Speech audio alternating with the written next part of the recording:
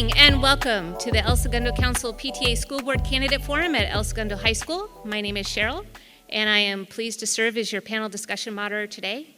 Also helping me run today's forum are fellow PTA members from El Segundo High School, El Segundo Middle School, Center Street School, and Richmond Street Schools. Without their support, this event and many others like it would not be possible to support our community. I do have to ask that each of you please silence your phones. I have put mine on Do Not Disturb and airplane mode, so I'm hoping it doesn't go off. We appreciate the candidates making time today to be here to share their views on a number of topics, and we are glad that many of our residents are joining us to listen here on campus or afterwards via the internet and El Segundo TV, so thank you all very much. We hope everyone leaves today feeling a bit more familiar with the candidates and educated about the issues that exist in our educational community. Questions for the forum have been submitted in written form by the community and then vetted and organized by our question committee. The flow of answers will be moderated to allow 60 seconds for each candidate's response to each question. Opening and closing statements will also be equally timed for each candidate at 90 seconds. Our timer in front, the lovely Miss Tessie, will flash a 15-second wrap it up warning as well as a final stop signal to our candidates. The starting person for the candidates to speak will rotate down the table, and the candidates are seated in a random order based on how their names were randomly drawn this evening. We're all very random. We are grateful to everyone's input on the questions, and we'll do our best to get through as many diverse topics as possible in our time frame, but we estimate that we actually have received over 4 times as many questions that we can accommodate here tonight without keeping you here all night. So without further ado, we're going to take it away with Mr. Frank Glynn. Thank you, Cheryl. So since I'm going first, I would just like to take this opportunity to thank the PTSA for putting on this event, and thank you all for attending. It's great that we have an engaged community here in El Segundo, that everybody has an interest in this race, and that we have 5 candidates. I think it's really important that our community comes together and addresses the issues in our school district. And I hope that tonight that you'll get to know a little bit more about all of us and what our qualities are. And my name is Frank Glynn, and thank you for being here. Next up, we have Dawn. Hello. So thanks to Cheryl and the PTA for putting this on, and to all of you for taking the time to come and listen to us. So we have 2 sons that went through ESUSD from center, TLC, middle school, and high school. And we are fans of El Segundo. We came here from Westchester, and we came to El Segundo because of the schools, and also for the unique feel that you get in El Segundo. We've been here since 1994. I've got a passion for education and a strong academic background in education and leadership. I believe a high-quality education is one of the most important gifts that we can give our children. I'm in a good place in my life to be able to pay it forward by applying both my education and my experience to this very important role.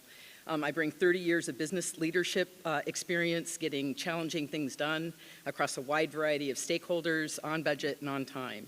I actually like difficult problems because difficult problems are about important things, and collaborating together to figure them out to me is very satisfying. I also sat on an industry advisory board for the College of Industrial, and Engineering, Manufacturing Engineering at Cal Poly for 10 years, and I have a good feel for what the industry is actually looking for. I look forward to sharing more about my perspectives and to earn your trust in this very important role. Thank you. Meredith? Hi, my name is Meredith Beachley. Most of you probably know me as Miss Beachley. And first, thank you very much for coming out. Thank you to PTSA and the council and all of you who have come out to listen to us. I think most of you know me as an educator in the district. I taught 22 years at the middle school and retired like a year and a half ago. I retired after the infamous COVID year. So I retired in 21. And school board was kind of always going to be my next step because even though I'm out of the classroom, I'm not really ready to be out of education. And so I really want to give to my community, which I love, give to my district, which I love, and give back to the kids that are still currently mine and will always be mine. Thank you. Tracey? All right, well, good evening. It's nice to see everyone here, and hello to those of you at home watching. My name is Tracey Miller-Zarneke. I'm a 25-year resident of El Segundo who is happily married with 2 sons, one who is in 10th grade here and one who just graduated in June. He is off in Oregon at this time.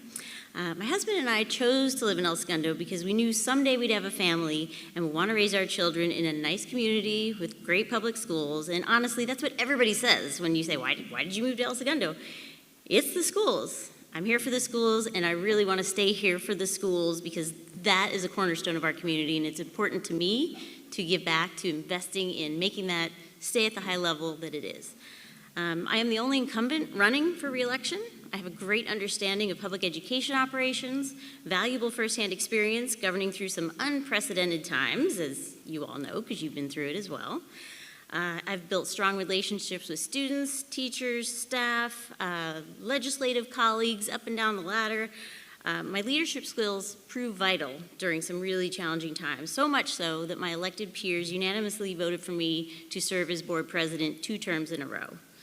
I maintain a balanced, fair, and educated perspective in my decision-making process. I embrace innovative approaches to help our school district support the whole child. I promote educational practices that create empowered learners who are also independent thinkers, empathetic individuals, and now I have to stop talking. Thank you. Thank you, Tracey. Yadranka? Okay, thank you. Good evening, everyone. It's so nice to see so many families out here this evening and at home watching that are interested in the future of education here at El Segundo Unified. My name is Yadranka Draskovic, and I assure you it's going to be the longest one on the ballot and most definitely the one that nobody can pronounce. But I've become used to that. My husband and I are longtime members of the El Segundo community. We both graduated from El Segundo High School. I did in 1987, and my husband Paul graduated in 1985. We live here in town. We own a home, and we have 2 children. My older boy graduated from graduated from high school at El Segundo High School 2020. Now he is doing quite well at Santa Barbara City College and studying computer science. He attributes part of his success to the very good education that he received here in El Segundo. My younger son is a 7th grader at the middle school, and he is also doing well. We live here in town, and we work here in town. We patronize the local businesses. I volunteer here in town. I've been on the executive board at the high school PTA for the last 5 years, and that's illustrating my commitment to the community. I'm running for school board because I want to make sure that all students are represented fairly and that parents have a voice in their child's education. Thank you for giving me this opportunity. Thank you, Yadranka. Now we're going to go ahead and start with the questions. We're going to start off with Frank because he's in the first seat. Why do you want to be on the school board? What makes you uniquely qualified for this position, and what relevant experience do you have? Okay, there's a lot of questions there, Cheryl. So, why do I want to be on the school board? Because basically the same reason everyone's here in this room is because I love El Segundo and I love El Segundo Unified School District. I and my wife have volunteered in the school district from the very first day. Our oldest son enrolled in Teddy in Richmond Street School with Mrs. Morgan. We're a big believer in the school district. We know that it's directly related to the value of our properties here in town. I have been involved with the Ed Foundation for the last 5 years. I served as the chairman of the Ed Board for the past 2 years. I'm very invested in our schools. I do everything I can to make our district the exceptional district that it is. Thank you. Thank you. Dawn, do you need me to repeat the question? No. Okay. There was a lot, but same start because I love El Segundo and I'm very grateful for what it gave my sons. Both of them, they graduated in 2006 and 2007, and they both went on to get master's degrees. One actually became a biomedical engineer and then a firefighter. So left biomedical engineering and is now a firefighter, and we couldn't be prouder of him. He's awesome. And my other son is working for Disney in environmental management. And they got their start through this district, and the reason we came here was for this district. And so now that I'm not working, I want to bring the skills that I was acquiring while working for 30 years over in aerospace down the way. Grateful for the fact that I could run up here and watch events and come back. So this is my time, I think, to give back those skills and sort of pay forward what was given to our family in El Segundo. Meredith? Okay. While I didn't have any children of my own that went to the El Segundo schools, I certainly have touched the lives of many, many students in this district over the 22-year length of time that I spent in the classroom, thousands of kids, I would guess. And I really, really want to use my education, my expertise, and my experience, not only in this district. I have a lot of what they call institutional knowledge of the district, but I've also done a lot of work on the state level with legislative policies that have to do with the schools. And I'm not ready to be out of education yet, and this is my next step. Thank you. Tracey? All right, well, I think I answered some of that earlier, but let's reiterate. So I have always been, well, my husband calls me a serial volunteer. Like, I always volunteer for stuff. I've done this my whole life. And I did it in a big way. As soon as I got into ESUSD, I jumped into Center Street as a kindergarten parent and immediately got involved with Grades of Green and Character Counts, eventually chairing both of those programs, rising up through the ranks of PTA, following the likes of Cheryl Smith in the presidency there, and serving on school site council as well. So from the get-go, I've been an active, involved parent, and this is like the next level, much like Meredith said, next level of what you do when you care about something. So I took all that I learned in my 9 years before coming on the board, and came to, sorry, I'm running out of time.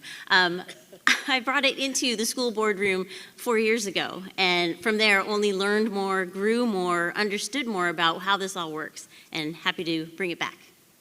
Yadranka? Okay. Well, I have a unique interest in working with students, and my background indicates that I feel that education is extremely important. I have a bachelor's degree in business and worked in that arena for quite some time. The stock market turned and it made me choose a different career path, and that's when I decided to go back to my alma mater, LMU, and get a master's degree in education. At that point, I started teaching. I started in the first grade, and then I went to the second, and I taught all the grades in between, including middle school. So I think it gave me a really, really unique insight into how important curriculum is and how important learning the basics is for children. Without basic math skills, for example, in the third grade, students cannot succeed in higher level math like algebra. I know that there's been a tradition of excellence here at El Segundo, and as a community member, I have a vested interest in maintaining that tradition. Thank you. Thank you. So since we started with Frank, we're now going to move on to Dawn, and she will ask this question first, and Frank will finish it up at the last. Please share your thoughts as to what appears to be the high attrition rate of our school administrators, especially at El Segundo Middle School and El Segundo High School. How do you improve retention among administrators and teachers? That's a good one. Yes, it's hard to not notice that there has been a high attrition, and it sort of causes you to be reflective to say, you know, what might be happening, what's going on, and I think I'll answer that with how I approach questions like that. That my opinion is probably just interesting to me. The reality, the important thing is to go and find out what are the reasons, by talking to the union, by talking to teachers, by talking to the administration, by talking to people on the school board who have information about exactly what and why. But I think the other thing that I would throw in is this is a very hard time to be a principal in any of those situations. There's so much change going on that people make life choices, and we need to honor those life choices. And the people that are there now, I'm very excited about, and they seem very excited about being in that position. So my perspective now is how can I support the teachers and the administrators who are here? Thank you. Meredith? I can say that I have worked through a lot of the changes, at least at the middle school. I had a number of principals in the time that I was there. Middle school's tough. It is often the training ground, so to speak. We lost a lot of our administrators to the next step for them. Middle school and elementary schools a little bit tend to be stepping stones to high schools or to, quite frankly, district offices. We have lost a couple of, one of our high school administrators is now, actually a couple of our administrators are now at the district level. So we are keeping some of our administration just in a different place. Thank you. Do you need me to repeat the question? No, I think I can do it. Okay. Yeah, so I know this last year, the shift of administration seems larger than usual, but you have to recognize we are a small district, and like Meredith said, a number of our administrators have moved up right now, higher than they have been. Like we've had Jack Plotkin, Mr. B, Ms. Devlantis has been back and forth between the middle school and the high school, and Dr. Gooden, and then Marisa Janicek was a former elementary principal as well. So almost everybody in the cabinet has risen through the ranks here when the opportunity arises. But being a small district, the opportunity does not arise that often because honestly, a lot of people that get to that level learn a lot, invest a lot, and want to keep paying it back here in our community. So, you know, we don't begrudge folks who want to move to higher level jobs. Part of what this is if they do leave, I mean, they get poached. They try to get poached a lot, and I'm thankful they don't get poached more often. But we train our staff well. They learn a lot here, and we, as both a student factor and a staff factor, we're a destination district, and people know it. So, Thank you, Tracy. Yadranka? Thank you. Yes, the issue of faculty retention is something that I've actually written about in the Herald because I've seen it. When my son was a student here at the high school, I noticed that he had 3 different principals in 4 years, 5 different principals in 6 years. And then last year, across the board at all 5 sites, we had a mass exodus of both faculty and staff leave the school. So you have to wonder, I mean, this is seemingly an ideal place. Beautiful buildings, very supportive faculty, very supportive families, and supportive community in general. We have to ask the real question, what is driving these people out? We know that we have a national shortage of teachers, particularly after the pandemic. And from what I understand from my former teacher friends, there are some teachers that actually don't want to even invest in the district knowing that we have the attrition rate we do. So I think it's definitely an issue that needs to be addressed with the school board, and I'd like to talk about it. Thank you. Thank you. Frank? Yeah, so it is a, is it on? It is a concerning issue that we've lost so many principals in the last 12 months. But there's a lot of reasons behind those departures, not all the same reasons. And in some ways, it's a compliment to our district that our principals have been taken away by other districts because they know the quality of people that we have here in El Segundo. It's also a compliment to our district that we do so much with our teachers to help them advance in their careers. We have many teachers who are doing additional learning. They're on doctorate track. And it's great that our board and our district staff support those people in their career advancement. Thank you. Great. So Dawn started off with the next one, so now we're going to move to Meredith, and this question is to you. As a board member, if necessary, what are the areas you would consider making budget cuts to, and are there any areas you would not consider cutting? Wow. I don't want to cut anything. You know, I lived through the 2008 cuts, and it was very, very difficult. A lot of the programs that we were so used to were cut. And we have been very, very fortunate to be able to, with the Ed Foundation and the help of our community, to make sure that we've brought back the arts and music and all of those wonderful programs that we might not be able to have otherwise. I know there's a lot of talk right now about the coaching, which was something that was also lost in the 08 problems.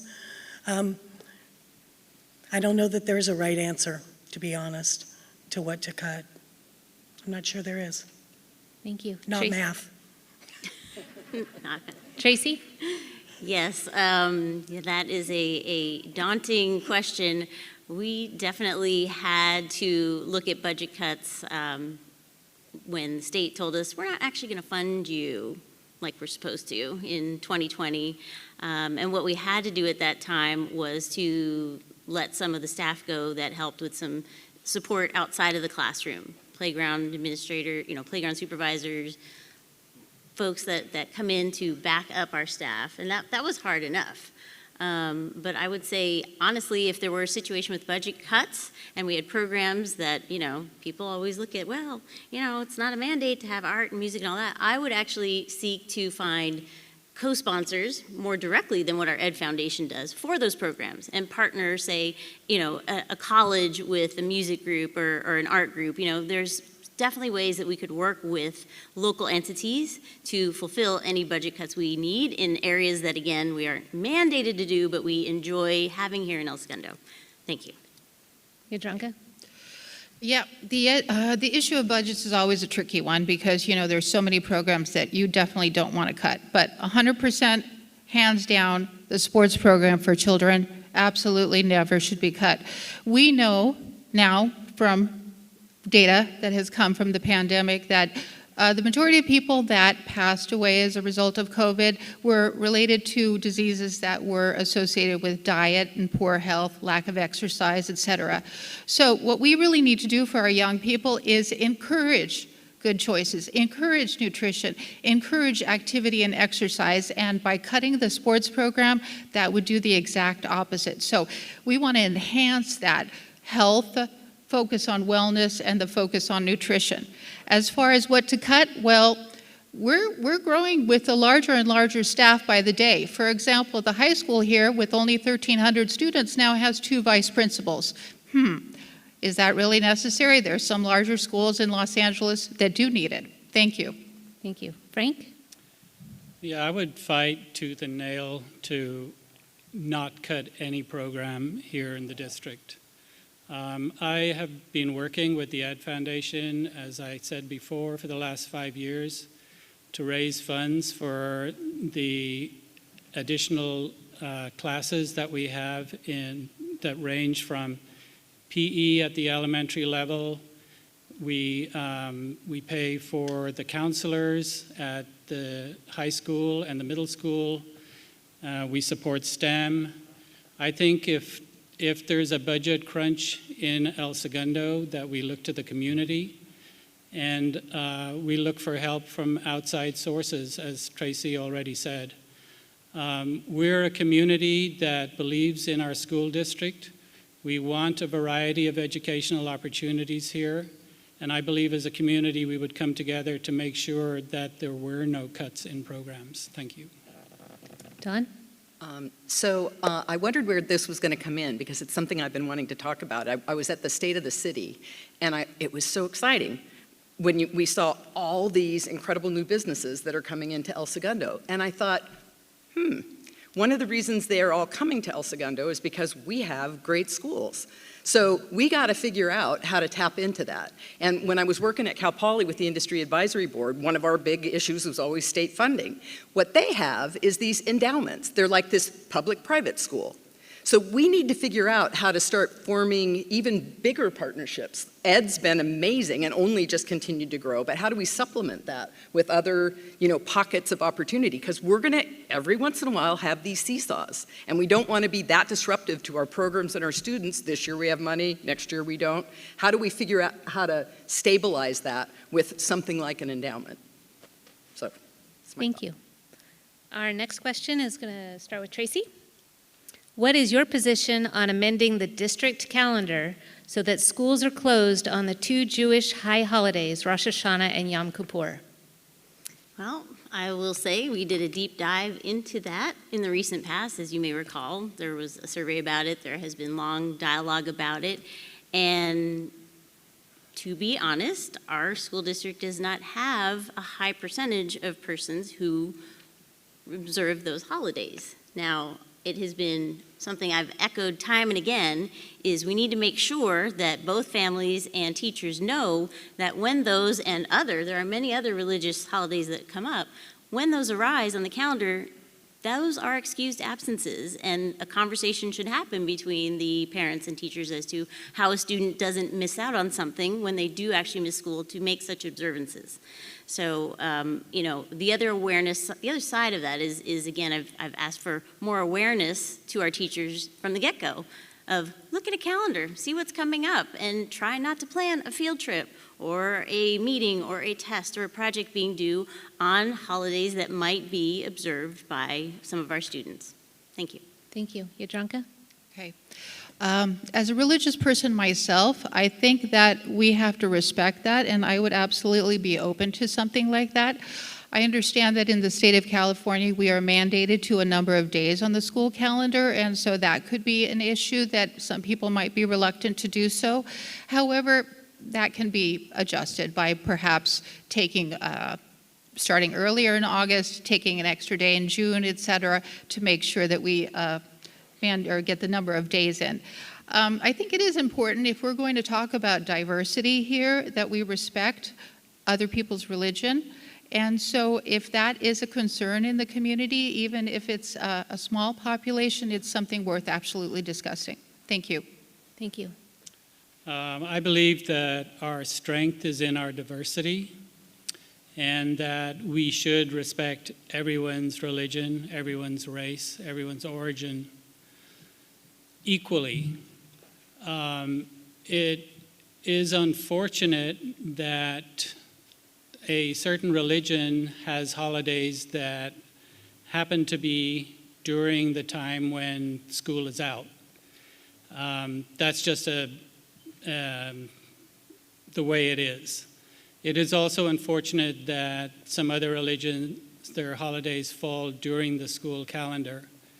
I think that what we need to do is respect those holidays by making sure that our staff is fully aware of them, that our teachers are aware.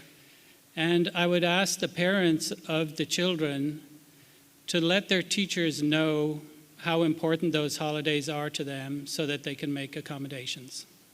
Thank you. Dawn? Yeah, so without, repeating things that have already been said, I think the challenge with that is not lack of respect for the special request, because that is extremely important, and it will be honored in terms of making special accommodations. So I think that that's the balance I think that the board and our administration have to make, is we have policies that are trying to think about everyone, and then we have accommodations for special situations. So the main thing I would echo is, as a parent, advocate for that.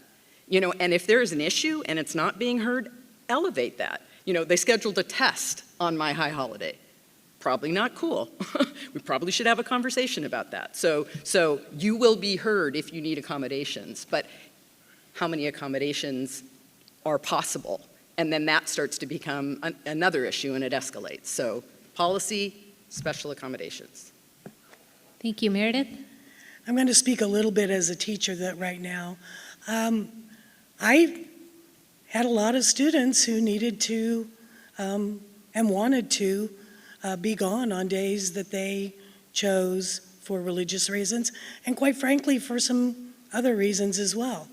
And as long as they talked to me ahead of time and I knew what was going on, I figured out a way to make sure that they got the lesson they needed and that they didn't miss out on the education.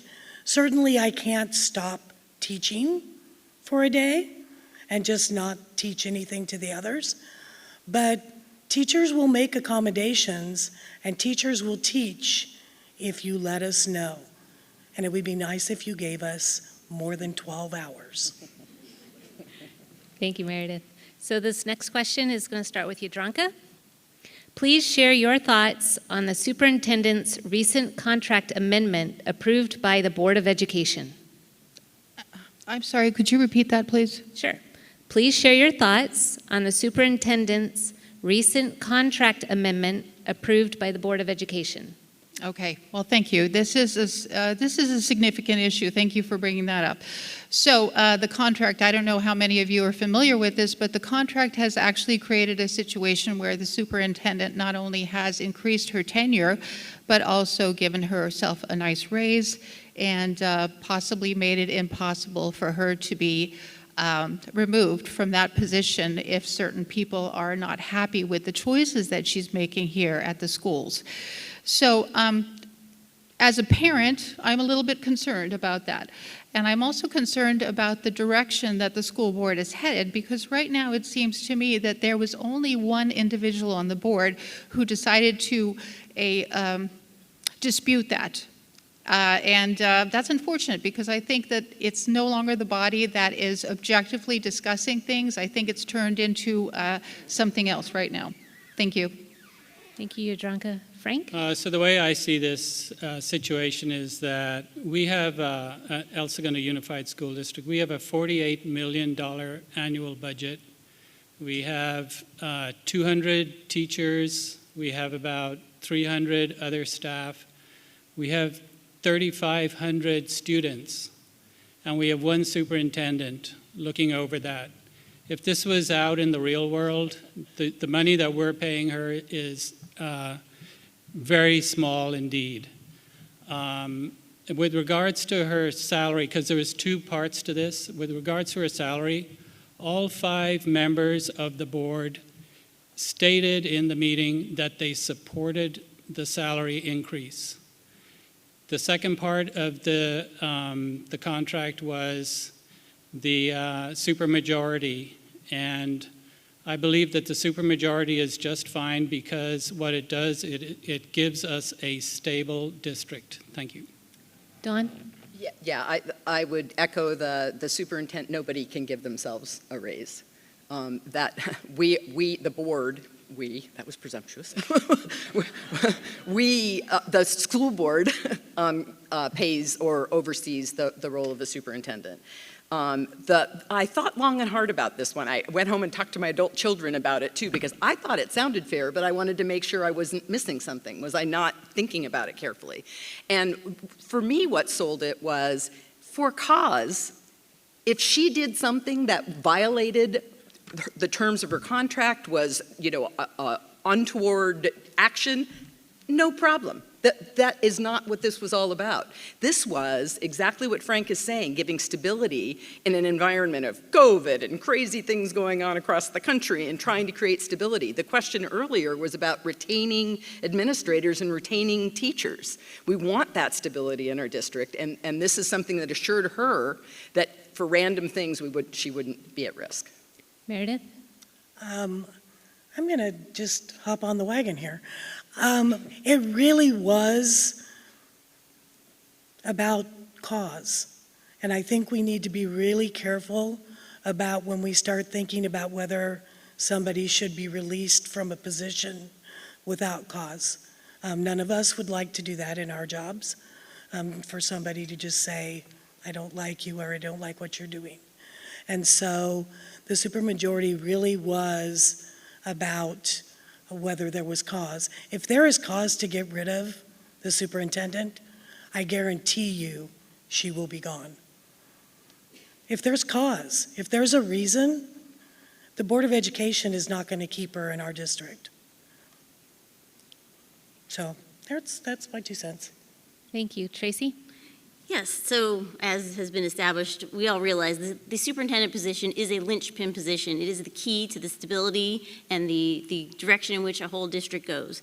And you want someone strong and experienced and respected and well spoken and a partner in keeping the success going here at El Segundo.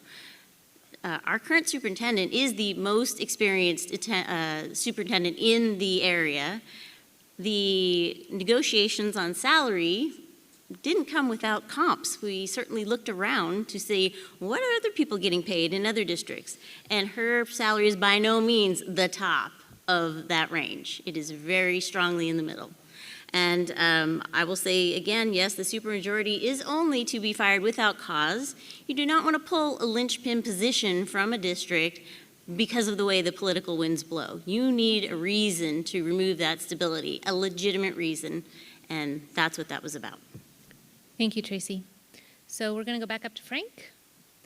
Considering the mounting pressures our middle school and high school students continue to face, how can we allocate funds to add mental health staff and build a strong on-campus set of resources? Okay, so we've already been doing that. Again, with the grant from the Ed Foundation, we've added 2 full-time positions at the middle school and at the high school for exactly what you're talking about, at a cost of approximately $400,000, which comes directly from the Ed Foundation. Especially in the middle school, I think there are a lot of issues with the kids because it is that time in life when they're finding out a lot of things, they're becoming themselves, and they need guidance.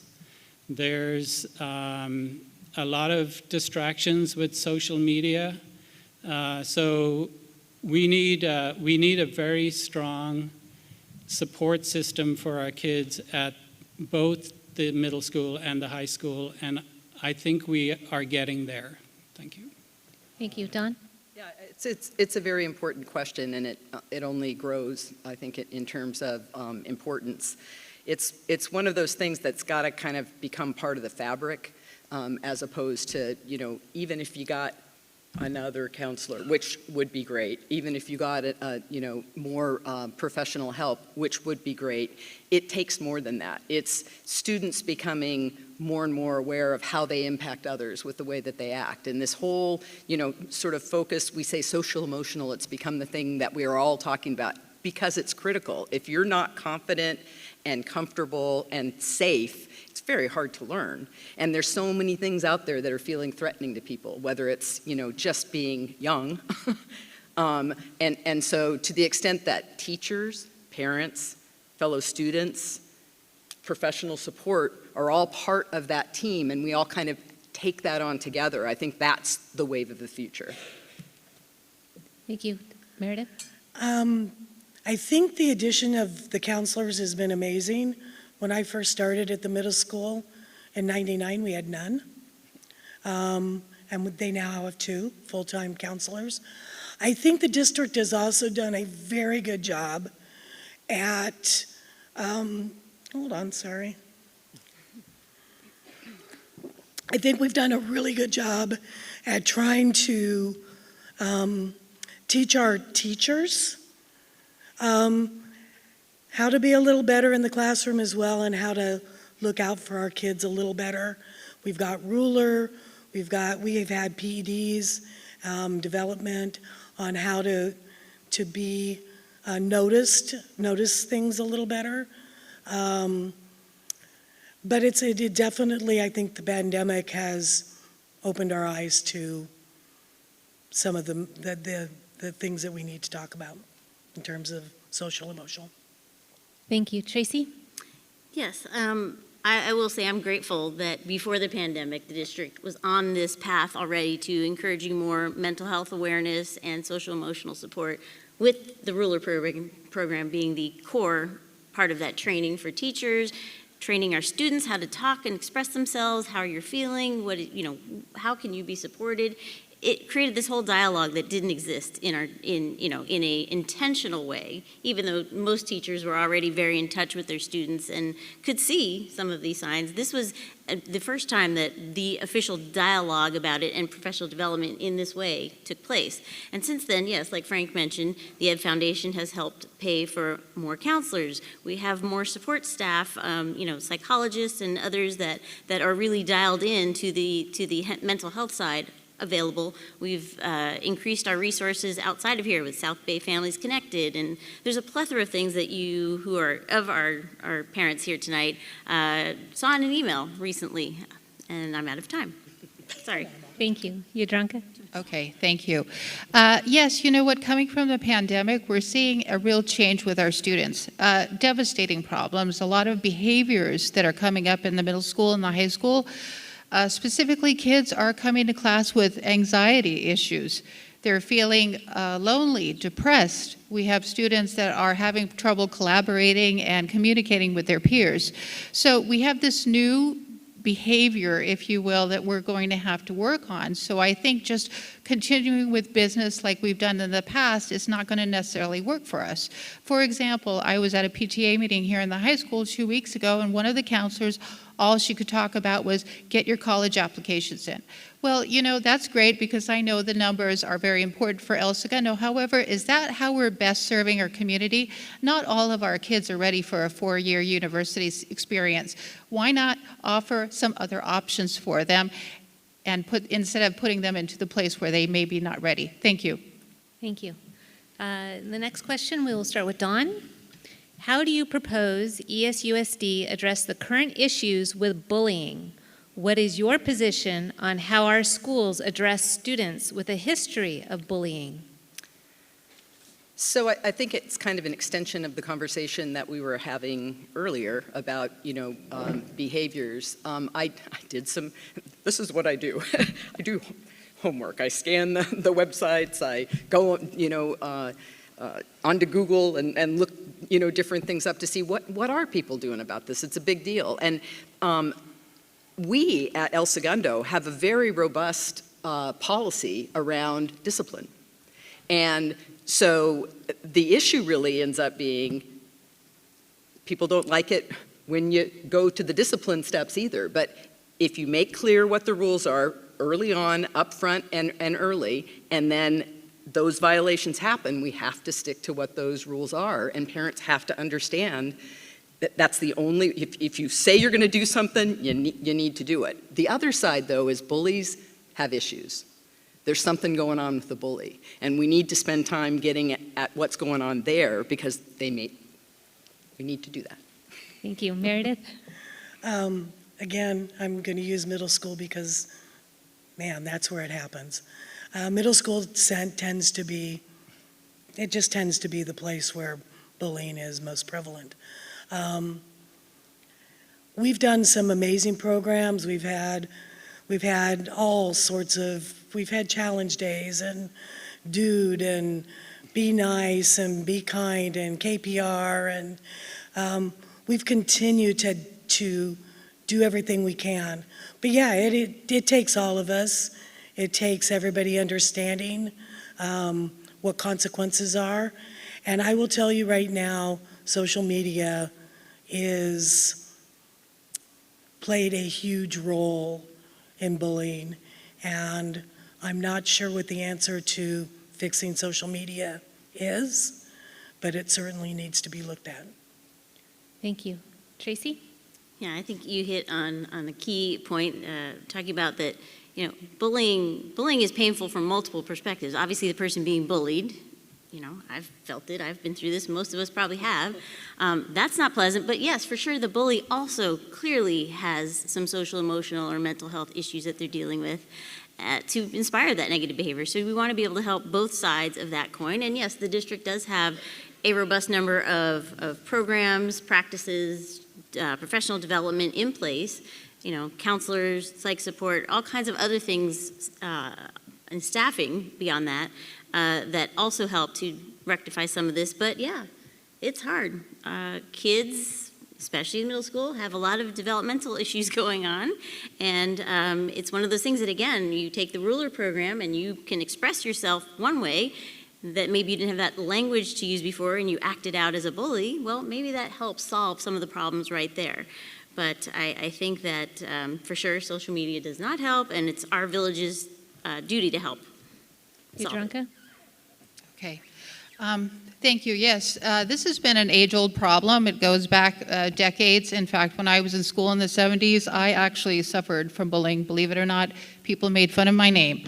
I was always the slowest kid in PE, not catching the ball, etc. So I understand 100% this is very painful, and it is not an issue to be dismissed. We learned about the lawsuit that occurred about a month ago, was settled, where this very case came to play.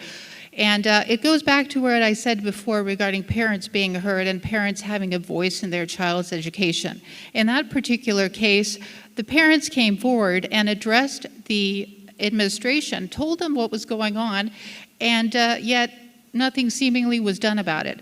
So I think that we need to repair the relationship that exists between the school and the families so that the families feel like, yes, their voice is being heard and in fact, someone is actually addressing their concerns. Thank you. Frank? Yeah, agreeing with Yadranka that bullying is an age-old problem. It's not an El Segundo problem. It's not a United States problem. It's a world problem. I have had 3 kids go through the middle school, and in one way or another, each one of them was bullied while they were there. And as Yadranka mentioned, there was the lawsuit that was just settled. But what I am thankful for is that the district has taken steps. They've taken the initiative, and they've created pathways for the kids to report bullying. And the district is now taking bullying very, very seriously. But it's not just a district problem. It's all of our problem. We need to talk to our kids. We need to understand what's going on. If they are the ones that are bullying, we need to talk to them. We need to find out what's motivating them to do that. And if our kids are being bullied, we need to reassure them. Thank you. Thank you. This next question, we're going to start off with Meredith. How do you think the school district can support LGBTQ youth? What specific policies and supports do you want to initiate to support the district efforts around diversity, equity, and inclusion? Well, DEI is a huge, it's a moniker that everybody talks about. We need to take care of all of our kids. They're all our kids, and it doesn't matter. They're our kids, and it doesn't matter if they're gay, doesn't matter if they're male or female. It doesn't matter. So we need to make sure that those kids feel safe, that they have places to go, that they know who they can talk to, and that they're taken care of, because they're our kids.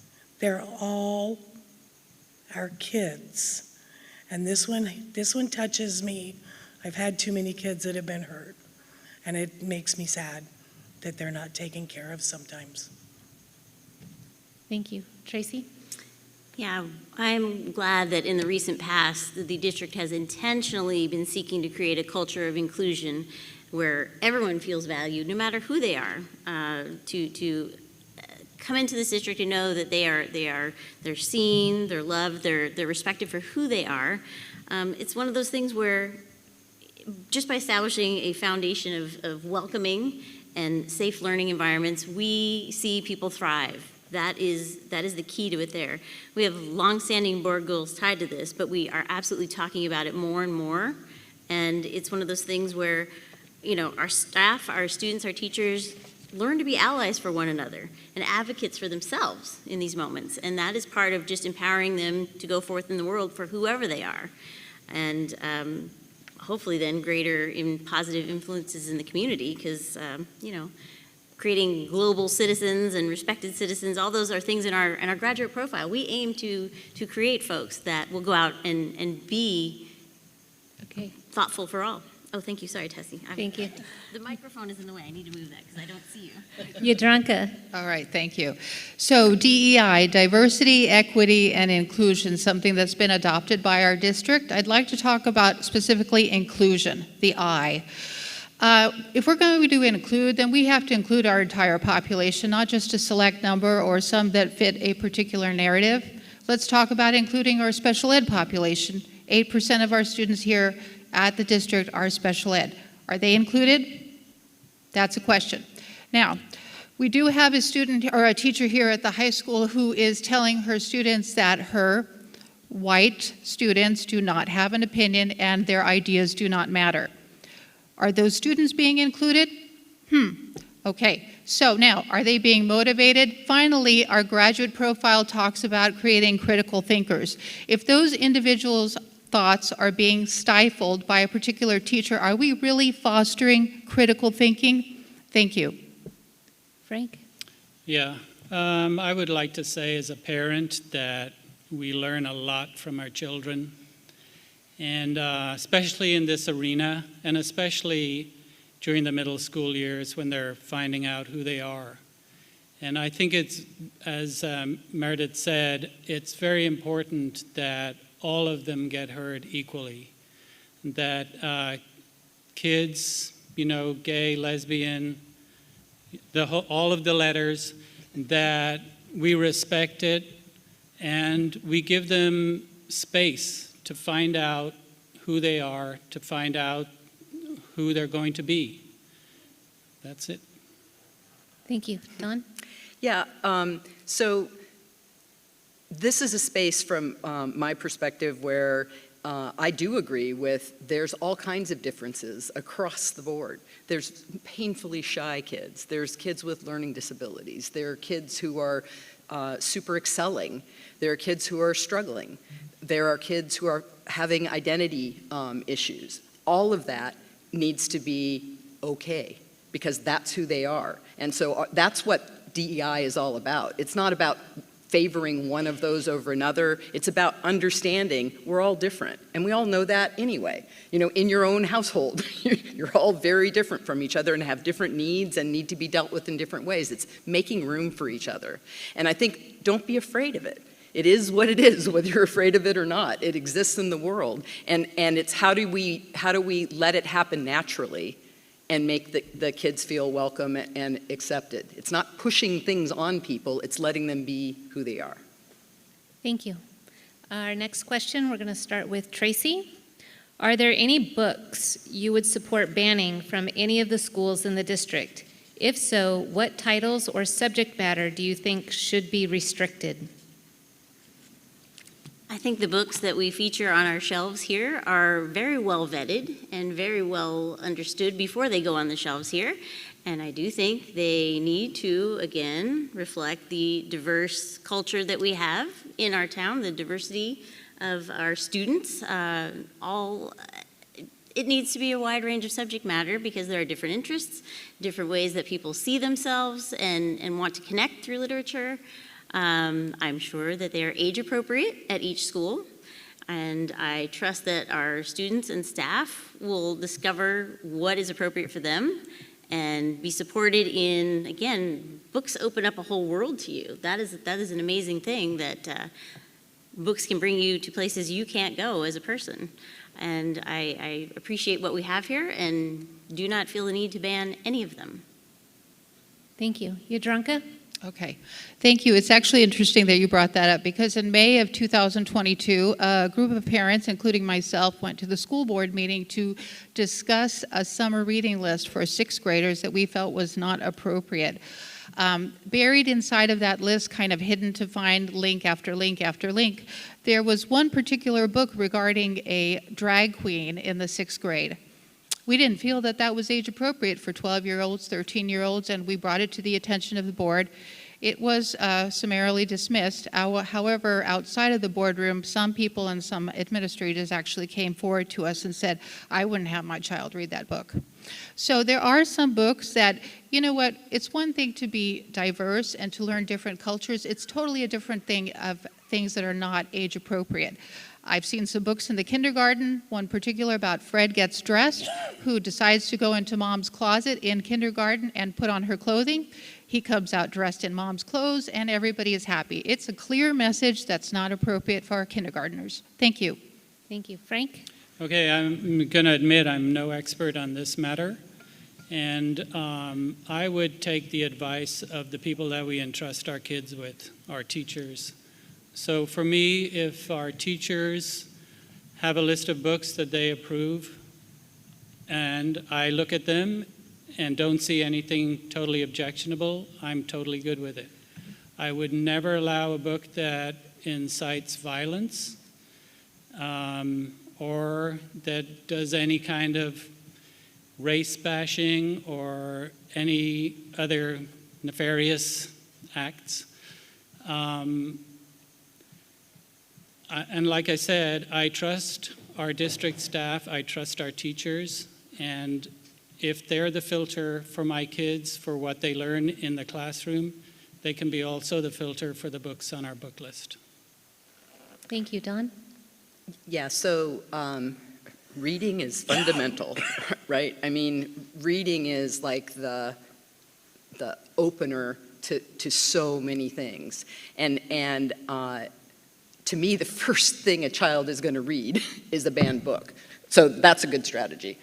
I mean, just speaking as a parent. But the reality is, anything that kids want to read is awesome. It's like, how do they, I'm not saying things that are not age appropriate. I would not be making things available that were not age appropriate, but encouraging reading. Some kids are going to want to devour sports. Some kids are going to want to devour exploration or science or comic books or whatever it is. If they're reading it and it excites them, it may steer them to the arts. It may steer them to another place. So don't be afraid of reading. We talked about social media earlier. It's all out there. So there's a parent's job, there's a teacher's job. We'll rely on the professionals, but if they're reading, that's great. Thank you, Dawn. Meredith? I'm going to agree. Reading is amazing. I didn't get to read as much as I am now. Being retired, I get to read all the time. It's awesome. Our teachers work very hard at checking to make sure that the books that they put on lists are appropriate. And while some parents may not like some of the books, all the kids have choice. They don't give them a book that they have to read. There's choices that they can make. There's choices that the parents can make. And I think you're right. If you ban something, that just makes the kids want to do it more. Just like when you say no. I'm not going to ban any books. Thank you, Not Meredith. We're going to go on to our next question now, and we're going to start with Yadranka on this one. What role does the board play in supporting the arts in our schools? Would you like me to reread it? Oh, I'm sorry. That was me? Yep. Excuse me. Okay. So the board is supposed to be an objective body that works in together with the superintendent to make policy regarding student success and bringing about an environment that's conducive to learning. So the arts absolutely are helpful to students, as are sports, as is many other things.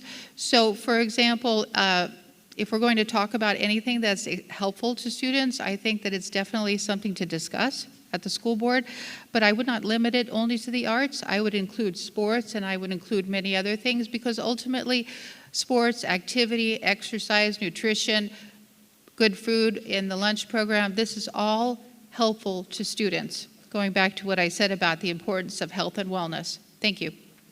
Thank you. Frank? So the board's role with regards to art. So the North Star of our district is our graduate profile. And in our graduate profile, there is a description of all the attributes that we would like to have in our graduates. The arts is a big part of that. So when our board would be making a decision with regards to the arts, we'd look at our graduate profile and see how that particular program matches up with our graduate profile. And as far as where I stand on it, I believe the arts are, I'm an architect, by the way, and visual arts are very, very important in our world. And I'm a big supporter of all the arts programs here from, sorry. Thank you. Don? Yeah, so my feeling about the arts is it really isn't optional. The challenge is, as much as possible, how do we make it integrative? That it's embedded in, so STEM, there was a big debate in the STEM community. I was active in that in industry. But what about STEAM? And it was like, oh yeah, it should be STEAM. That was how long that debate was. It was like, oh yeah, you can't do design without art. You can't do music without art. You can't do architecture without art, aerospace without visualization and art. So to me, it's got to be a component, and it's going to be expressed in a lot of different ways for different children. So to me, it's making that integrative in the classroom in whatever way. If somebody's verbally expressive, let them go that way. I have one son who's an engineer who's like, he can take this, and in 5 minutes, it's going to be amazing. You could give me this, and all day long, it'll look pretty much like this when I'm finished. Thank you. Meredith? The arts are important. They're what make our kids whole. And I'm a math and science teacher, so don't get me wrong. I'm a math and science girl, but the arts are important. And if you think I didn't include them in my classroom teaching math and science, I absolutely did, because the kids need those to be a whole student. They need sports, they need outlets, and where they might excel in one subject, they're gonna have parts of all the subjects that are gonna make them the amazing adults that they are going to become one day. They need it all. Thank you. Tracey? Yeah, I think arts is an important component in the full picture of what students can learn about themselves and learn about the world through.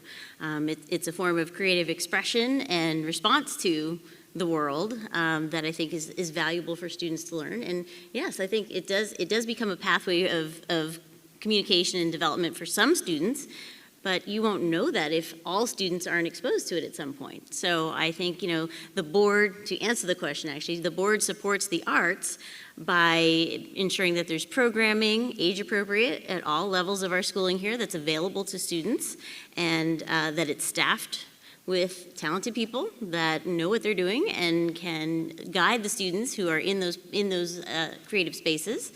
And it's definitely, well, at the high school now, it's a pathway. So it is a viable option for a path for, sorry, I'm watching Tessie. It is a viable path into the career for many students as well. So they're all important, and the board supports them in many ways. Thank you. We're going to go on to our next question, and we're going to start back at the top with Frank. How do you plan on implementing security measures for our schools to keep our children safe from shooters and intruders? All right, so I've been involved with the Facilities Advisory Committee here at El Segundo Unified for, I'm in my fourth two-year term on that committee. And as we all know, we're in the middle of a $92 million bond construction program. Well, security and safety on our campuses were the number one priority, and that was the project that was done first. We've created safe vestibules at all the school sites, and we've added fencing at all the school sites as well to keep our students safe and secure while they're on the property. Thank you. Don? Yeah, so without repeating Frank's point, school districts, this isn't optional anymore. Creating perimeters and safe access is a requirement, which it never was. It didn't used to be, but it is now. That's a given, and it's being checked and audited by professionals to make sure that that we're learning and securing it further. We need help from parents where they see voids, bring it to forward to attention so we can make sure that we address those things. But in parallel, so physical safety is one big component, but then there's also the emotional safety of the kids now, because you don't want the world to be completely terrifying for kids either. And so I think we have to continue to find that balance of, maybe they can come to the classroom and drop their kid off. I don't know. Maybe there's a badging thing we can figure out. But let's continue that dialogue and tweak and tune this until we've got it to a place that it feels right, that it's comfortable. And I think there's an openness to figuring that out. Thank you. Meredith? I will say in the 80s, when I graduated and started teaching, we never did those drills. But in the last 10 years of teaching, I got to do drills that nobody ever wants to have to do. I got to go to PDs that nobody ever wants to go to, where we learned how to blockade our doors, how we learned what was going to happen if there was a shooter on campus. We learned codes that came over the intercom. But the district is doing a great job at training their staff, at training, hopefully, their parents, because ultimately safety is what we all want for our kids. The fences aren't as ugly as I thought they were going to be. Thank you. Tracey? Yeah, so school site safety is a really complex issue, and I'm glad you'd mentioned both physical and mental and emotional. In the realm of physical safety, I am glad that the bond was approved by the voters here, and that the top priority by all stakeholders' input was security. And yes, that is what we saw go into place first. So beyond that, I'm grateful that we have a good relationship with ESPD, that we have school resource officers that are readily available on our campuses. That relationship is vital to another level of safety. But also on the social emotional side, we want to make sure that our students feel safe. And part of, again, what you do in safety situations is do some training for emergency situations that may arise, but we need to make sure we're doing it in a way that doesn't scare kids. And that is, again, a thing that is being fine-tuned and continues to be an area to find the right balance. Thank you. Thank you. Yadranka? All right. Yes, I agree. Regarding the physical safety around our sites, the fencing has helped, of course, with the physical safety. Also, the presence of ESPD every day in front of the schools, and at the end of the day has been incredibly important, because it's important just to see them, that they're visually out there and interested in our community and our students.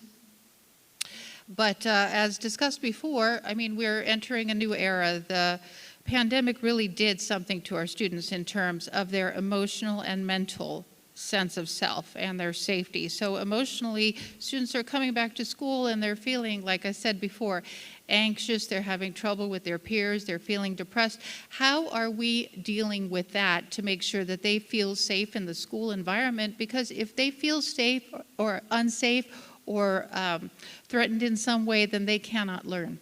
Thank you. Thank you, Yadranka. We're going to go now to our next question, and we're going to start off with Dawn.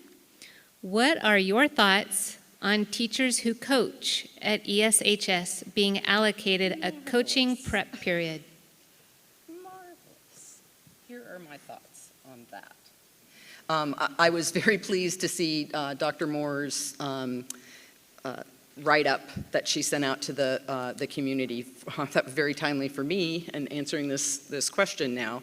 I think the most important thing is it's being taken very, very seriously. And it is an issue for the union to negotiate with the teachers, and then for the union to come and negotiate with the administration, and then for that recommendation to be brought to the school board. And my answer to that is whatever they figure out is the right answer by definition, because that's what you accept when you have a bargaining unit relationship, is we need to work through this following that process together. I actually had that experience in industry. We had unions as well, and we had very collaborative relationships with our unions, and we'll figure it out together. Thank you. Meredith? Okay, I have a little bit different experience probably than most. I was actually on the ESTA bargaining team for 12 years.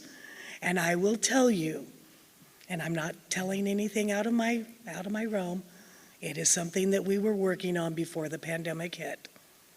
It is something that needed to be brought back, one of those things from 2008 that never came back. But it is negotiated. It is negotiated, and I understand the need for teacher coaching, for teachers in the coaching ranks, as well as some coaches outside. And I think our district 100% understands how important sports are in this town, as do I. Thank you. Tracey? I think I've talked about this week. You've all probably watched tape on this from Tuesday night, but in only 60 seconds, I can say that for sure, as soon as this alarm went off earlier this year, and I said maybe it is related to the schedule has shifted, and your day plays out differently now as a person. As soon as this was alerted to us, we asked for research. Let's look into this. When did it go away? What's happening? It has never come before this board or the previous board in a negotiation. We haven't seen it come to the board for a level of vote. It just hasn't. But now that the attention is there and the concern is there, we have done a lot of research to figure out what should we be doing. Let's look at what other schools are doing. I know that bigger schools have an opportunity to make this work more easily, because covering that extra math class that the math teacher now will be teaching softball in, or doing her prep work to cover time to then be out on the softball field, as an example, we need another staff person to cover that. So I trust it will be solved soon. Thank you. Yadranka? All right. Yes, actually, I was at the school board meeting a couple of days ago and spoke also just from my personal capacity about my own experience with the importance of sports. I mentioned earlier, I'm not an athlete. I can't catch a ball for the life of me. But my son, who was here for 4 years, swam with the high school and played water polo, and let me tell you, I saw how important sports were for him. It gave him motivation, a sense of direction, a sense of self. He was disciplined, and finally it gave him a lot of courage and confidence in himself. So now, going back to what I said before, health and wellness. We really need to focus on the health of our students and the wellness of our students, and the best way to do that is having a great, successful, and robust sports program.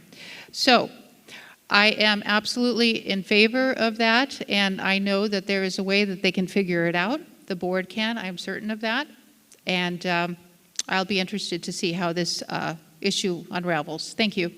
Thank you. Frank? So my take on this is that more so than maybe any other aspect of our school district, sports is what ties it to the community.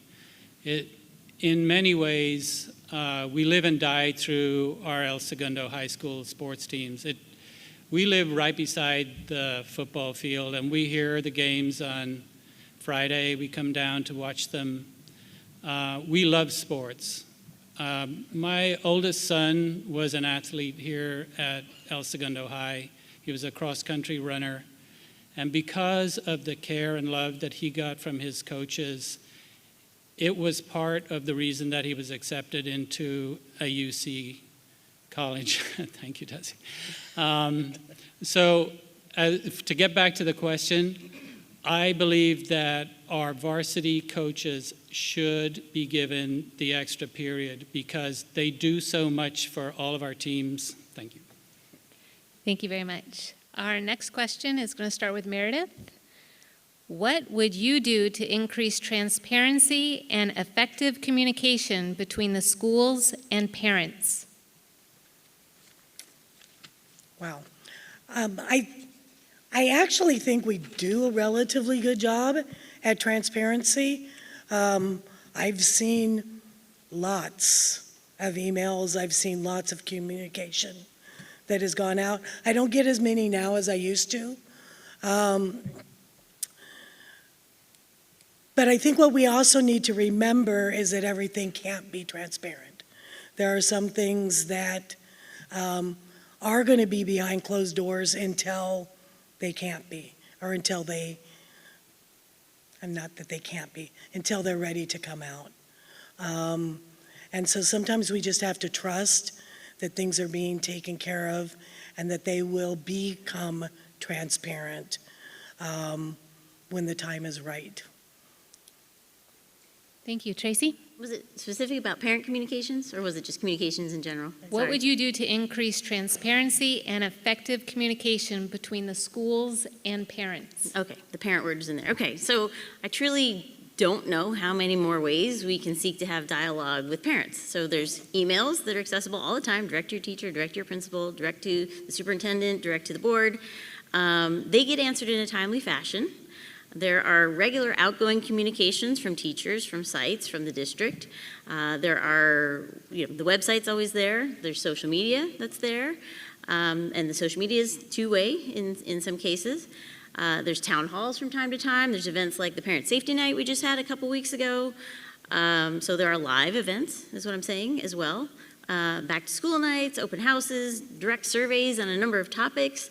The public comment period twice in every school board meeting, at the beginning and the end. And of course, being a small town, there's always the run into somebody at the Blue Butterfly or at Ralph's or at Whole Foods. I get that all the time, and I love running into people who want to chat. I'm a chatty person. So I think our communications are good. Thank you. Yadranka? Okay. The idea of parent communication with the school, I think it leaves something to be desired, and it's something that I really want to focus on. Parents do need a voice. Title IX guarantees that parents should have a role in their students' education. And finally, the board has one of their goals listed on the district website that parents should be involved in their students' education. So are we meeting this goal? Yes, there are a lot of emails that go out. However, I feel that in just talking around town, there is a sense that parents' voices are not entirely being heard. And this is not just an issue here in El Segundo. This is a national problem now. I think one particular problem is the dawn of the iPad. I recall when my son was a student in the middle school, and I had no idea what he was doing in math because there was no textbook or anything to refer to. I was a math teacher, and I was so eager to help him, however, felt enabled because I knew not what they were working on. Thank you. Thank you. Frank? Yeah, I do agree that this is an area that we can improve on. One of the things that I've heard from people is that they complain and then, or offer advice, and nothing happens. So they're actually complaining about the complaint. So what I think we should look into is having a community relations officer in our district. And that would be a center point for people to address concerns to the district. And that person would be accountable both to the district and to our community. And there would be transparency because they would be required to maintain a list of things that people are concerned about and also show that action has been taken and who's responsible for the action to be taken. Thank you. Don? So the challenge with the communication is you can never, by definition, over-communicate. And that's the challenge, because it's impossible to over-communicate, even though you feel like you have expended all avenues. I learned that the hard way as I went through various supervision into management roles, and my organizations got bigger and bigger. I thought I was an amazing communicator, and then people wouldn't know things, or they'd have questions about things that I thought were covered. My biggest lesson learned was closing the loop, which is kind of what Frank was alluding to. You're not always going to be able to resolve the issue that somebody brings up, but you got to make sure you touch back with them and you explain what and why, so at least they feel like they were heard and it didn't just get dropped. And so that's something that's going to take, some work. I know Dr. Moore's working on chain of command communication, but if you get asked something at any level, you got to get back with the person who asked you, and let's help each other with that. Thank you. We're going to move on to our next question. We're going to start with Tracey. What are your thoughts about how this district deals with IEPs and neurodivergent learners? Yes, well, our special education students and anyone that needs extra support are vital part of our community that we definitely seek to support.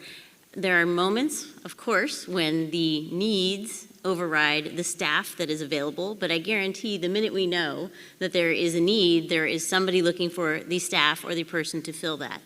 And there are a number of times when meetings take place and there's a difference of opinion between what the teacher or the professionals recommend and what the families want to do, and you have to respect family choice in these moments. But for sure, I think that we have some caring and well-trained staff that want to do the best they can to support our students however they need to be supported. And I know there's a constant search for the right match of program or person to help our students who have special needs. It's an ongoing process, and it is tireless, but absolutely vital. Thank you. Yadranka? Yes, hi. This particular issue is very dear to me because I do have a special needs child and I live it every day.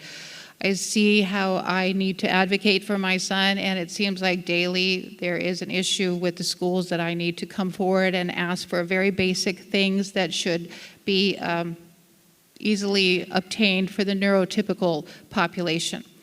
We are about 8% of the school district here, the special ed kiddos, and going back to that I in inclusion, they need to be included. I will tell you from my own personal experience, we have had a mass exodus of, it's a revolving door really, of special ed teachers. And this is a population that particularly thrives on stability and routine. So for them to be constantly having new teachers year after year, I think we need to discuss what is the reason why we're not able to retain that. I know it's a difficult population to work with, but perhaps there's something else at hand here. Thank you. Thank you. Frank? Thank you. So with IEP, our family has personal experience with this too. And piggybacking on what Yadranka said, I think it's very important that parents advocate for their kids. The reality with IEP is that it does create a financial burden on the district. And they're not just going to give it out freely. They want to really know that there's a need there.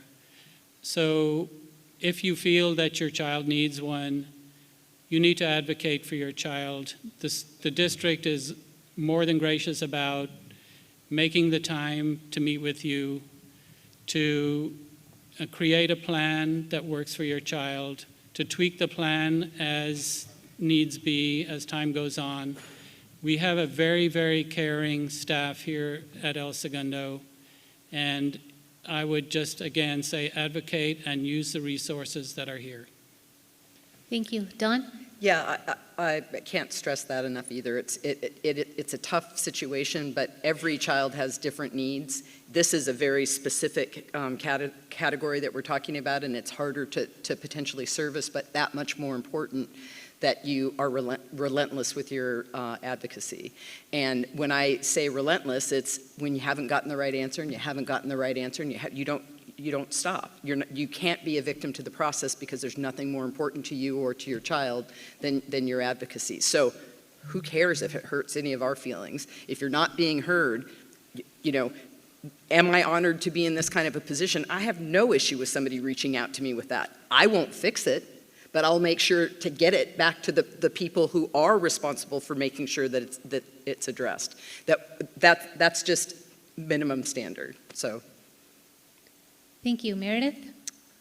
Many, many hours in IEP meetings. Many.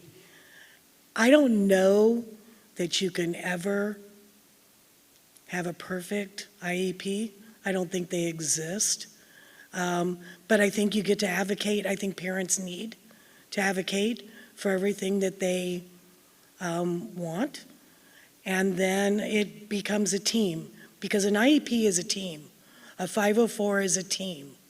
And everybody needs to work together to make those things work. And that includes district staff, that includes all levels, whether it, whether it's from outside sources or whether it's from inside the school. So advocacy is absolutely, and we need to know, we need to hear. Thank you. This next question, we're going to start with Yadranka.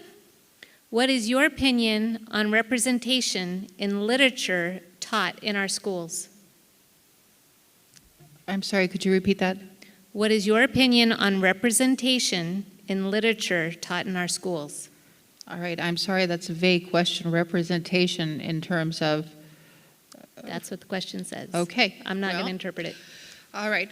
Literature, vast topic. I understand that the oldies but the goodies, like Shakespeare, for example, that I read right here at El Segundo High School, is gone by the wayside. So, in terms of literature, so yes, while I applaud the abilities that the teachers are putting into trying to diversify the reading list and allow students to read different kinds of books, I think there is definitely some significance to the classics, and I wouldn't just yet throw them in the trash can. I believe that there is a reason why they call them classics, because the story keeps on repeating itself over and over again. So students definitely have a lot to learn from those things, as well as new textbooks and new books with different perspectives. So I think we have to have a delicate balance. Thank you. Thank you. Frank? Yeah, I had the pleasure of coming to Parents' Night last week here and meeting my daughter's English teacher, Mr. Sidwell. And I was surprised, to be honest, that they were going to read 4 books, and she's a freshman.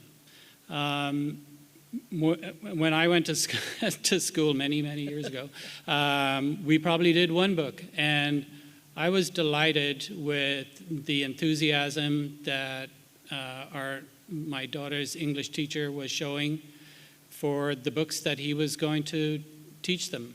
And so I don't really understand the question, but that's my personal experience. Thank you. Dawn? Yeah, I think there's incredible opportunities in the way that education is evolving in terms of even the way teachers are teaching. So some examples, I was in this program where we were trying to figure out how to put systems thinking into a classroom to have kids understand how everything's related to everything else. And part of it was they select what's interesting to them and use that to learn. So maybe one studies the water cycle, maybe somebody just, studies bee pollination, but it's something they really want to learn. It's the same here. When you have it, for any arena, children bring in what's interesting to them, what they feel they see themselves in, what they want to learn more about. And to me, that's just richness. That's just going to make us, better, stronger, and excited about going to school and learning and sharing. Thank you. Meredith? I'm going to agree that the question is a little interesting. I'm going to agree a little bit with the classics. I think there are some classic literature that the kids should read. I had to. And they were amazing. And I think there are a lot of things that we can learn by looking at the past and seeing things. I also like that a lot of teachers have figured out a little bit how to do some cross-curricular reading where you can use some of the other subject matters and tie literature into other subject matters. And I think that's become a pretty cool way for kids to learn some literature. Thank you. Tracey? So when you say representation in literature, I think about students being able to see themselves in some of the books they're reading and to connect with stories that they are exposed to and cultures.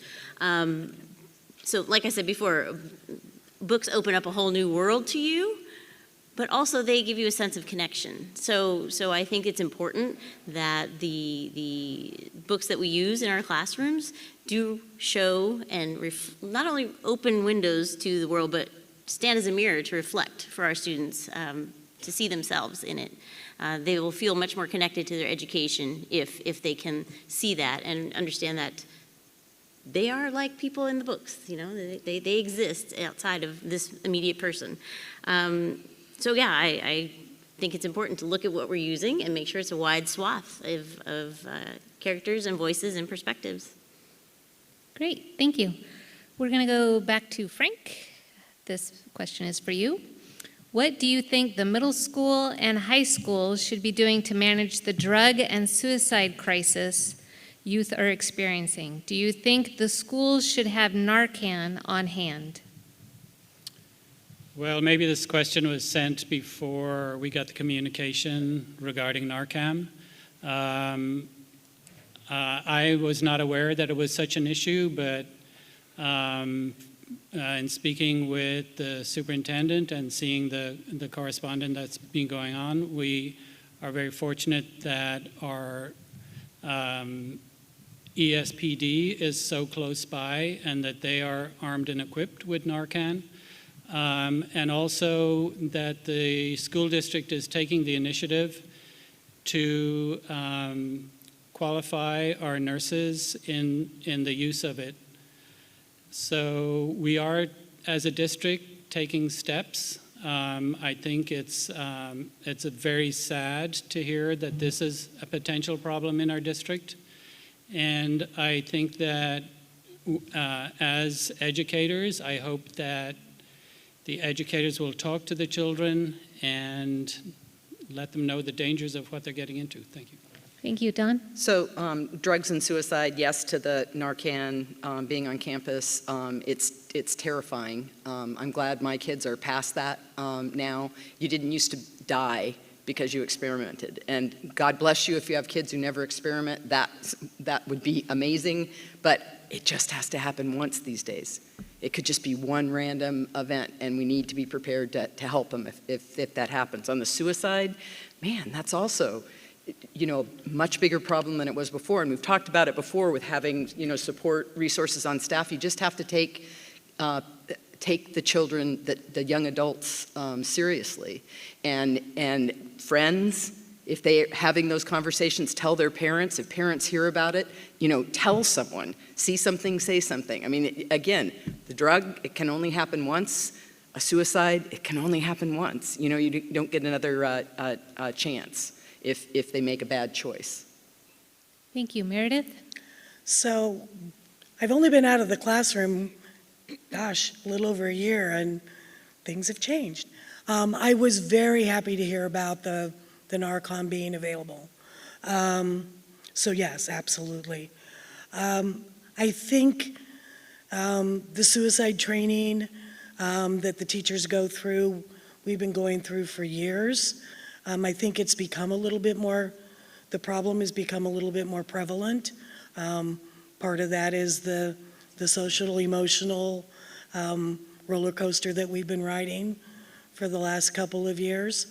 I think our district has done a very good job of trying to be there for our students with counselors, but obviously there's always things that we can do.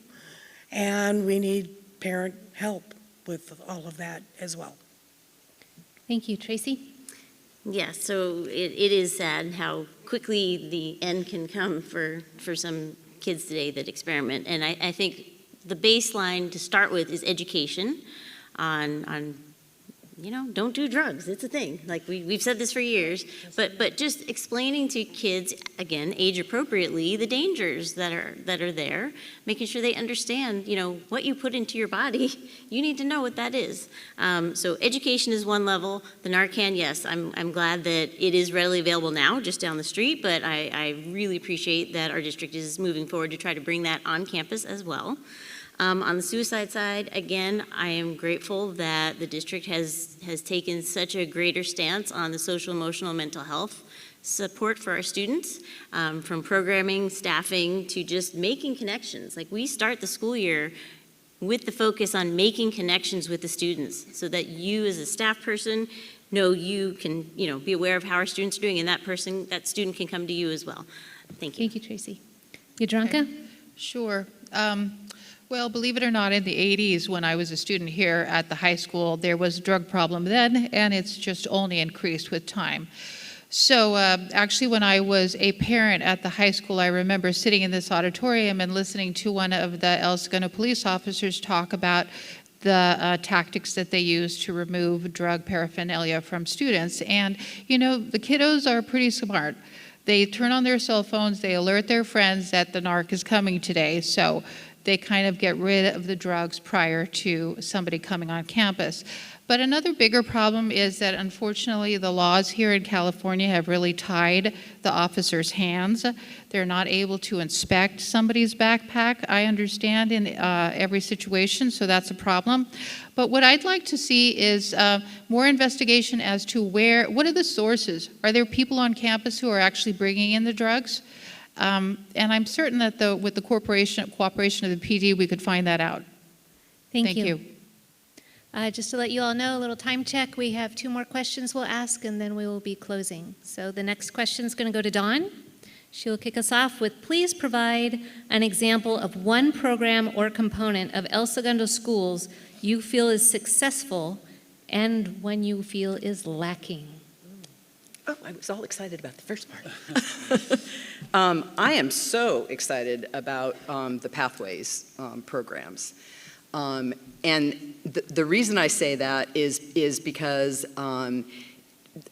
it gives students the opportunity to find out what they want to do as well as what they don't want to do because they're able to pursue it earlier and earlier in their curriculum. And they can change if they find out that really isn't their pathway. It's a way to dive in deep and continue to be excited in the years when you're starting to wane. You know, you're kind of going, gosh, another year of school. Instead, the kids I'm seeing are so excited about what they're in. But what other pathways should we have? What other, opportunities? And it may not be maybe a pathway in a trade pathway. It doesn't have to be an academic pathway. There are so many careers out there that could really benefit from these kinds of pathways. So I'd like to see us giving kids more opportunities to be a little more self-directed. Thank you, Dawn. Meredith?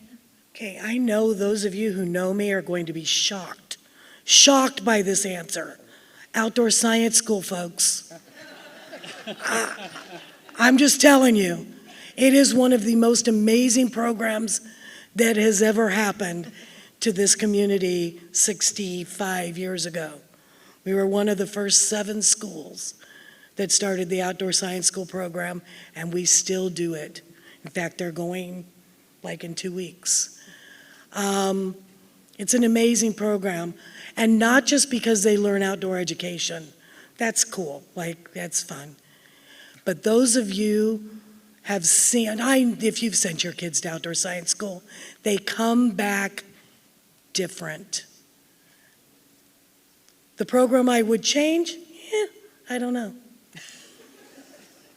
Because we have outdoor science school. Thank you, Meredith. Tracey? I think more than a program, I'm excited about the graduate profile here at our district.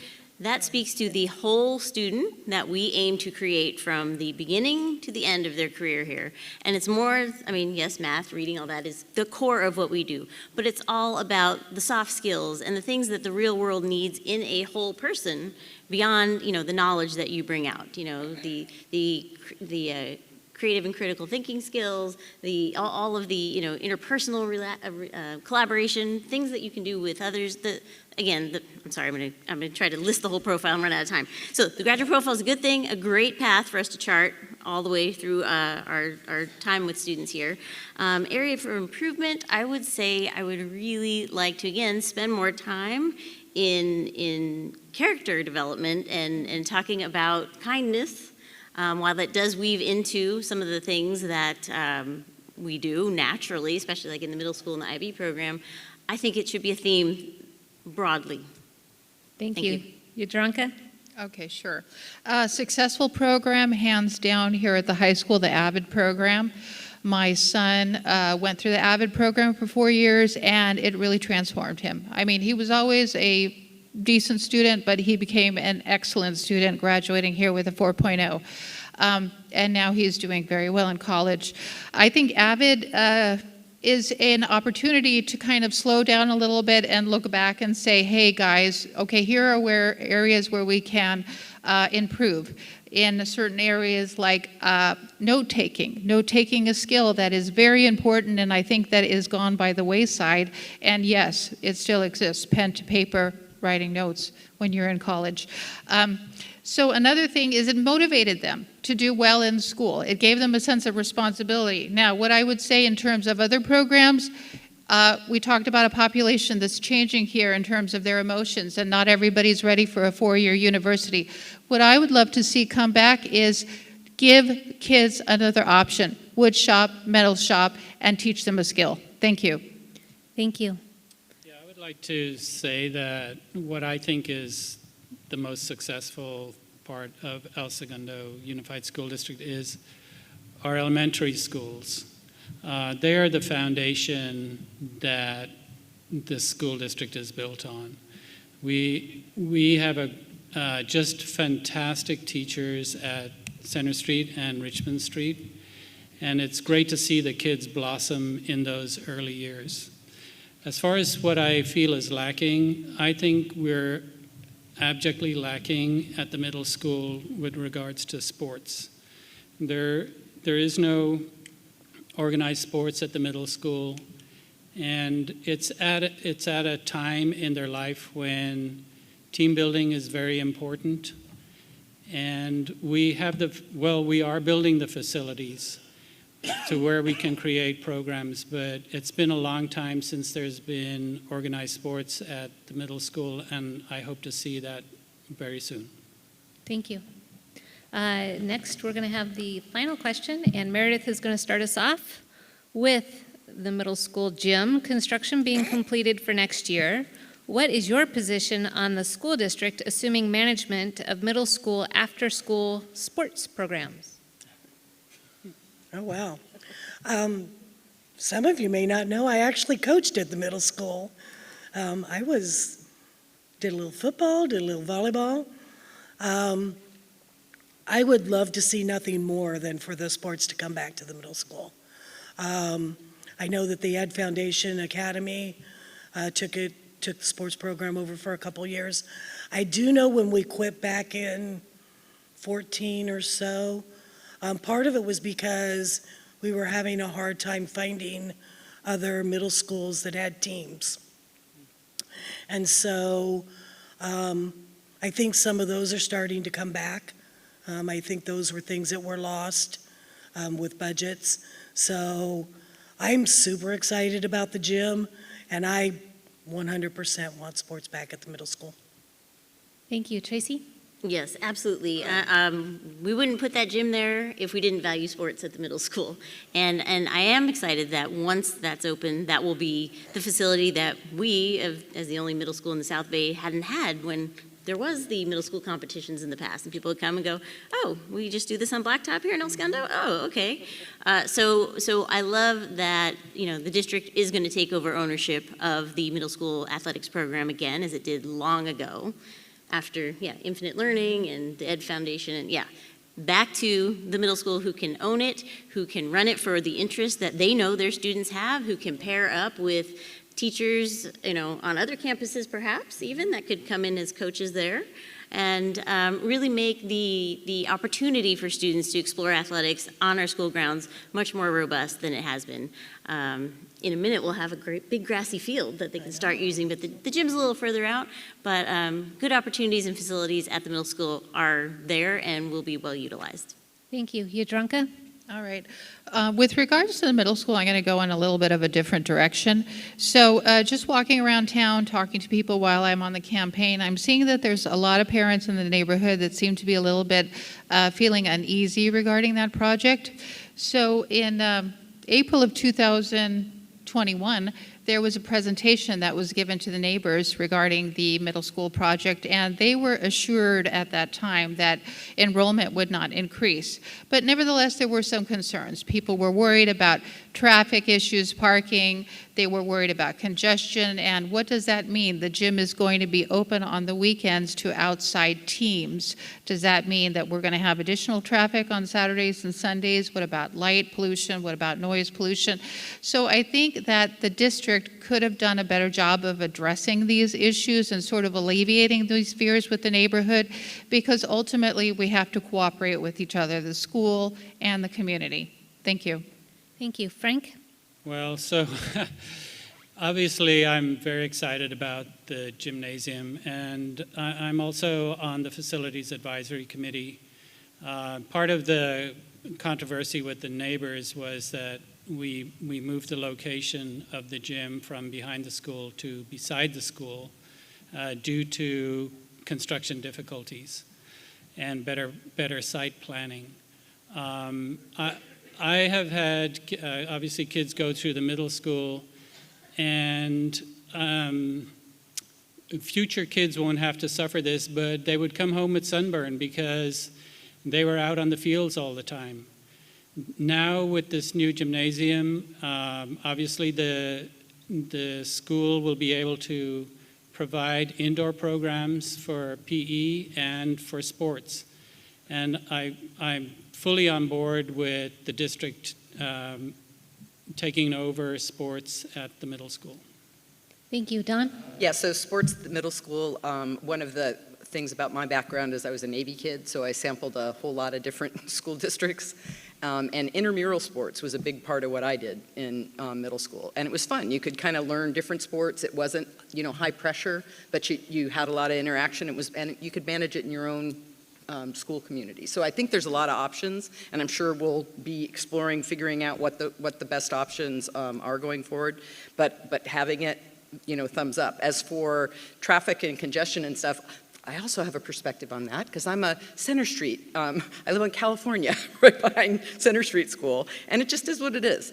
We can't have a sports town and not sometimes have sports show up on our streets. And so we're just sensitive to parking, but we love it. We can look across the street at the baseball games that are going on, and it's a blast. So sports, middle school, good job. Thank you. So that's going to end our question part. We're now going to wrap up. Each candidate will get the opportunity to speak for 90 seconds in closing, so any final remarks that they have. We're going to start with Tracey because Meredith started the last question.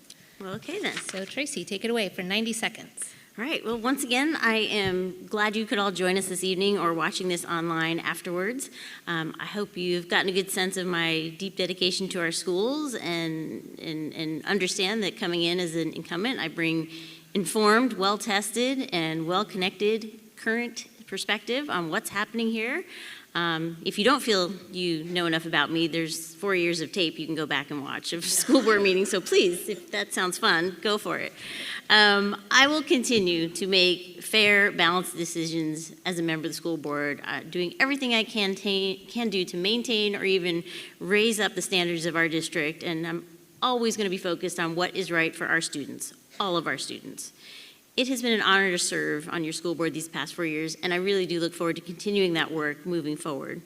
If you have any additional questions for me, I welcome you to reach out through my various social media or email options. Tonight there is information on that back here, but I'm easily found on Facebook or Instagram, or again, many emails out there.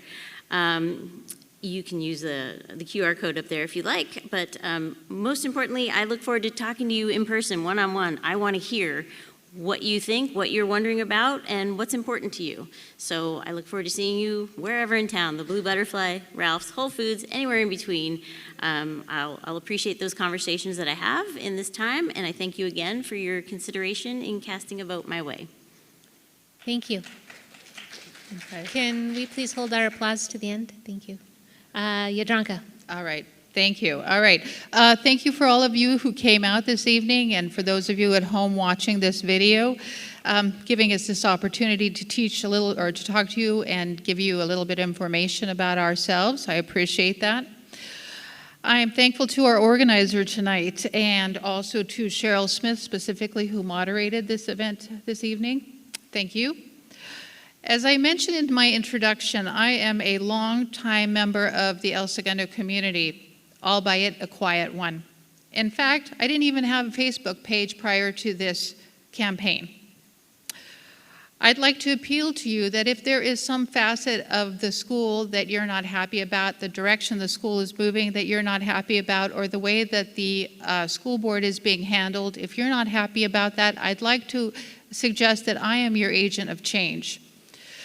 I would like you to please, if you're so inclined, go to my website, Yadranka4ESUSD.com, to learn a little bit about me.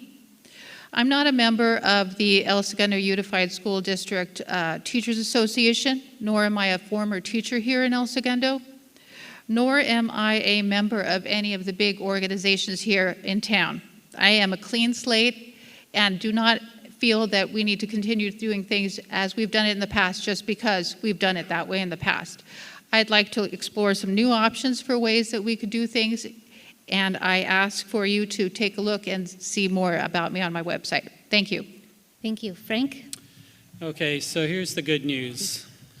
You already have me. I am working on the School Facilities Committee. We meet twice a month for an hour and a half. We tour the school sites. We discuss the construction. We advise the superintendent and the cabinet. I'm already working with the Ed Foundation. We have board meetings once a month. We have fundraisers, which maybe some of you were at recently. I'm doing a lot already. Elevating me to the board would be my honor, if you would so choose. But you already have me. I'm working here. I'm involved. I'm engaged. I'm a homeowner in town. I'm a business owner in town. I'm a parent of graduates. I'm a parent of a student. I am a very reasonable person. I listen to people.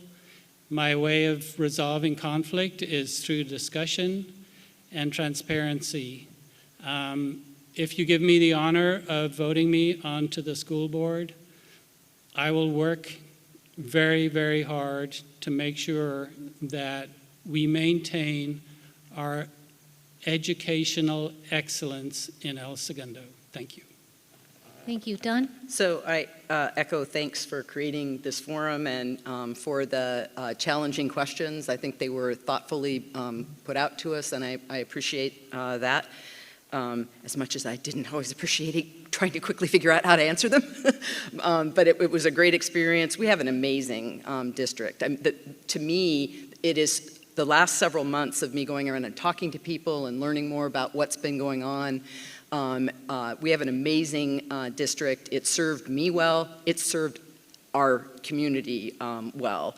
But there's so much more we can do, and that's really why I'm excited to be a part of this. I believe that I can bring my background in getting things done in the business world and very large, complex organizations where you have to do a lot of collaborating and listening and coming up with solutions. I think I can bring those skills to El Segundo, and I also bring sort of the insight and balance of a parent who wasn't as deeply involved as, God bless the volunteers that support our community. It is true. That's another one of the things that I'm humbled by as I look at the hours and hours that parents have put into play. So I will use children as my true north in every decision that I make as a board member. I look forward to bringing my passion for education, my industry perspectives, and my business background to the board, and I hope you decide to trust me with your vote, and I commit to honoring that trust. Thank you. Meredith? Okay, first off, obviously, thank you to all of you who came out or are watching us on video, and to the PTSA Council for putting on this forum.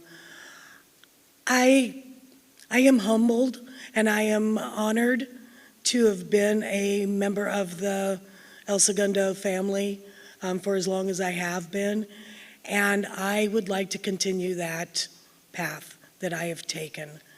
So I hope that I have your vote. I hope that everyone here knows that I'm in it for the reason that I was in education for 39 years in the classroom. I'm in it for the kids. I want to make sure that they get what's best for them. And if they're getting what's best for them, then y'all are getting what's best for you too. Because we want well-rounded, amazing students to become amazing adults and take care of us. Just saying. I'm retired now. I need a job. I'm so sorry that I'm being silly. Please vote for me. And with that, big round of applause, please, for all the candidates. Well done.